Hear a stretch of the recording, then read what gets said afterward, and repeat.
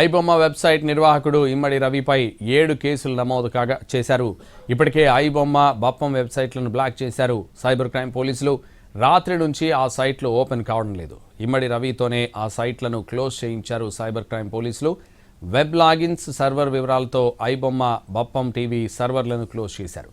ఇమ్మడి రవి సవాల్ను స్వీకరించి అతనితోనే వెబ్సైట్లను బ్లాక్ చేయించారు. మరోవైపు కూకట్పల్లిలోని రవి ఫ్లాట్తో సీజ్ చేసిన హార్డ్ డిస్క్లను పరిశీలిస్తున్నారు. ఇమ్మడి రవిని కస్టడీకి కోరనున్నారు పోలీసులు. రేపు నాంపల్లి కోర్టులో కస్టడీ పిటిషన్ దాఖలు చేయాలని యోచిస్తున్నారు.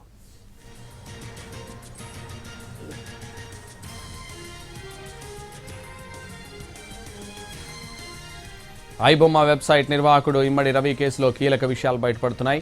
రవి అరెస్టుకు betting online gaming apps case దారి చూపినట్టు తెలుస్తోంది. ఐబొమ్మ వెబ్సైట్లో బెట్టింగ్ ఆన్లైన్ గేమింగ్ యాప్స్ ప్రకటనల నుంచి ఆ కంపెనీల నుంచి భారీగా నిధులు అందుకున్నాడు. బెట్టింగ్ కేసు దర్యాప్తులో భాగంగా నిధుల ప్రవాహాన్ని ట్రేస్ చేస్తూ వెళ్లిన పోలీసులకు లింక్ దొరికింది. బెట్టింగ్ యాప్ నిర్వాహకులు ఐబొమ్మ రవి మధ్య భారీ స్థాయిలో లావాదేవీలున్నట్టు గుర్తించారు.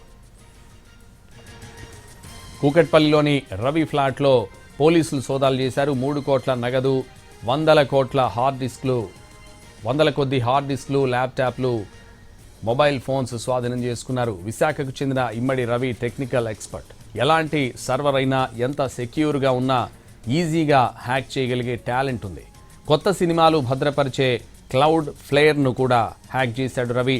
కొత్త సినిమాను డౌన్లోడ్ చేసి ఐబొమ్మ బప్పం వెబ్సైట్లలో అప్లోడ్ చేశాడు. కరేబియన్ దీవుల అడ్డాగా ఈ దందా చేశాడు రవి. తనను ఎవరూ గుర్తించకుండా చాలా జాగ్రత్తలు తీసుకున్నాడు. కానీ భార్య వేసిన స్కెచ్కి అడ్డంగా బుక్ అయ్యాడు. సెప్టెంబర్ 29న పైరసీ ముఠాకి చెందిన 5గురిని పోలీసులు అరెస్ట్ చేయడంతో అప్రమత్తమయ్యాడు ఇమ్మడి రవి. అప్పటి వరకు హైదరాబాద్లో ఉన్న అతను ఆ తర్వాత పరారయ్యాడు. అక్టోబర్ 3న నెదర్లాండ్, అక్కడి నుంచి ఫ్రాన్స్, కరేబియన్ దీవులు ఇలా పలు దేశాల్లో ఉంటూ ఐపీ అడ్రస్లు మారుస్తూ వచ్చాడు. భార్యతో విడాకుల ప్రాసెస్ కోసం నెదర్లాండ్ నుంచి హైదరాబాద్ వచ్చి పోలీసులకు చిక్కాడు. రవి వచ్చిన విషయం పోలీసులకు ఆయన భార్య చేరవేసింది. కూకట్పల్లిలోని ఫ్లాట్లో ఉన్న రవిని సిసిఎస్ పోలీసులు అరెస్ట్ చేశారు. ఐబొమ్మ పేరుతో 70కి పైగా మిర్రర్ సైట్లు నిర్వహిస్తున్నాడు రవి. ఐబొమ్మ, బప్పం, ఐరాధ పేర్లతో ప్రధాన వెబ్సైట్లున్నాయి. రవికి దేశవ్యాప్తంగా నెట్వర్క్ ఉంది.